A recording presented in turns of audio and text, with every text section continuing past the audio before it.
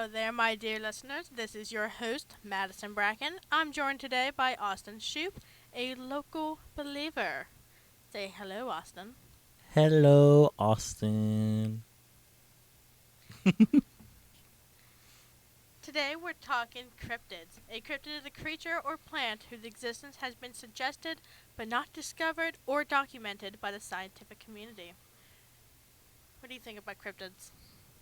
I think that they are all really interesting, and since I was about 7, I liked reading about them in the books I would get at my school book fair. Interesting. Is there a personal favorite of yours? Ooh, that's a hard one.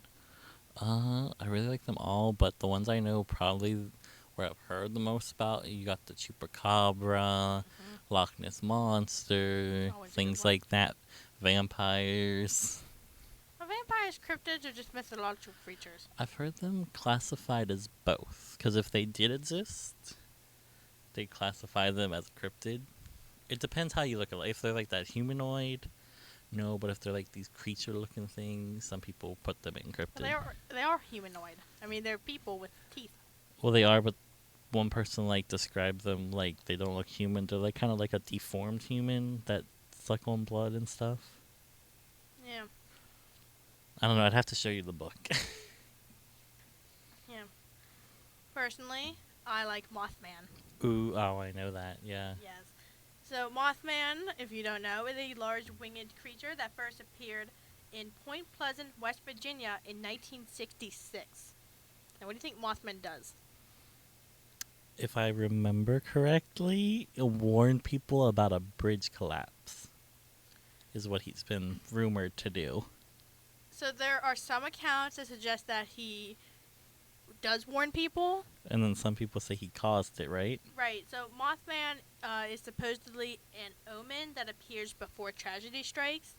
Like, there are reportings of it appearing hours before the collapse of the Silver Bridge in Point Pleasant in 67, an hour before the collapse of the Freiburg mine in Germany in 1978, before and after Chernobyl, Ooh. the Chernobyl explosion, 9/11, Okay. swine flu outbreak. Ooh. Any sightings before Corona? Hold on, I've been there. The Fukushima power plant explosion in 2011. Okay. And then, like you just said, interestingly enough, West Virginia was the last state to be infected by COVID-19. Yeah. And I do remember that we made some memes about it before the West Virginia was infected with the coronavirus, about it being protected by Mothman, Yes. which I think is honestly just hilarious, Yeah. but kind of sad when you think about it. So that kind of would add on to the protection yes. idea of Mothman. Mothman is Well, supposed to protect people, so maybe it was trying to like protect West Virginians from being affected. But like if it But is, then but if it is like part man, you wouldn't want it to come in anyways. You don't want to get corona if you're like a cryptid and you can't get help. Yeah, imagine Mothman flying around wearing a mask. Let me get your mask, please. I mean, he'd be social distancing. In the sky, yeah. Yeah, Speaking of Mothman, have you ever heard of the Owlman? I have. I haven't heard much about him, but like I knew he existed, and anytime I hear Mothman, I'm like, oh, the Owlman too. Now, I was doing some reading before this podcast day, and I did bring up something related to Owlman, but it actually turned out just to be a previously undiscovered species of owl. Oh yeah. Yeah, I forget entirely what was all about it, because I was like, oh, that's interesting.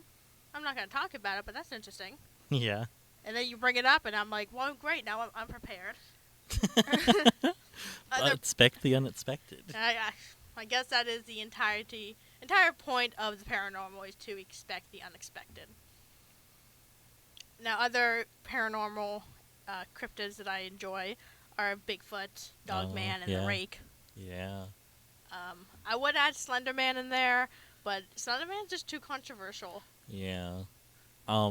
So when I was little, there used to be this series on Animal Planet called like Lost Tapes, and it was a mockumentary about cryptids. Right. The very first episode I saw was about the Chupacabra, and then I couldn't sleep the whole night. So I went to my parents and I'm like, I haven't slept. This was like 4-year-old me. Oh, man.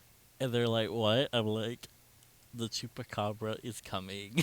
Even though the Chupacabra is like Texas and Mexico and Arizona. Yes, 4-year-old me did not process that information. 4-year-old you's like, Texas, Mexico, that's right next door. All I And heard it's was just your neighbor with a cowboy hat. all I heard was farmers being like, "It's coming for my chickens Right. and my sheep and probably me." Pennsylvania, southern Pennsylvania especially, agricultural center of America. Yeah, so 4-year-old me sat in his bed, just sitting there staring at the television until 6 o'clock in the morning, and my parents were like, "What did you do?" El Chupacabra. That's what I did. Or you did. Yeah, so now another one that I'm sure that you are aware of, it is Goatman. Ah, yes, Goatman. Yes. So Goatman is an axe-wielding, half-animal, half-man demon. Yes.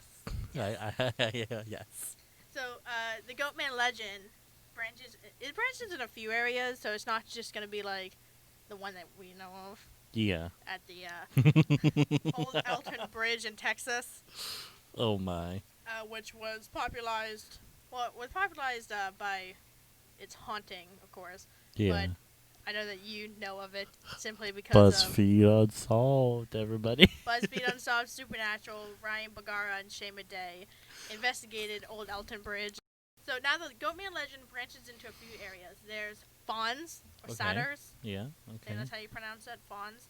But you think of fawn, I think the first thing that comes to my mind is Mr. Tumnus from the Chronicles of Narnia. Oh, yeah, I know what you're Now, talking. can you imagine that guy just coming at you? I mean, not with his face, but like if I Does have saw a baby someone, face. if I What saw is the someone actor's coming name? at me with like those feet, and they're holding an axe, I'm out of there. I'm running. Goatman is one of those creatures who existence, like in the Maryland urban legend, it's basically the same wavelength as Hookman, or when you're driving down the highway and a It's truck like a behind you couple flashing couple high making beams. out in their car. They hear noise. One of them Yes. ends up dead on the roof. Yeah, hanging. Hearing that Shoo, shoo. scratching noise. Yeah, you're like, what's that? Or you freak out, you drive home. And the hook is in the car, or Yeah. the axe was in That's the car. kind of how the axe is just chilling in the trunk. Yeah, that's kind of how Goatman in Maryland described, which I'm personally upset by because Maryland's close enough for me to go visit. I work in Maryland. I know. So it upsets me a little bit that I can't go. Well, I could go to where the Maryland Goatman Am I is, hearing but- road trip? possibly. Ooh, on the site reporting. Yes, but I would love to go to Texas and the Old Elton Bridge. But you know what? That is way beyond my budget right now, Yeah. unfortunately. One day, friend. One day. Somewhere. I don't know the rest of this. Anyway. So, that is all that I have for you guys today. I hope you enjoyed this little podcast here where I spoke with Austin Shoop, a believer in cryptids, and a 4-year-old afraid of El Chupacabra. Yep, that was, 18 years ago? I'm all good now. I'm not worried. I'm a little bit worried about El Chupacabra coming after my my ducks. Oh, I don't have any I mean, goats. I'm good considering he's south and we're pretty north, so He could be moving this way. he could be moving this way, but I feel like Fires. he enjoys his warm weather, so he's not gonna want to be up here right now. The fires in California is just like, nope. I'm out. Can't breathe. Anyways, this has been Maddy Bracken with Ghosts Factor Fiction. See you guys next time.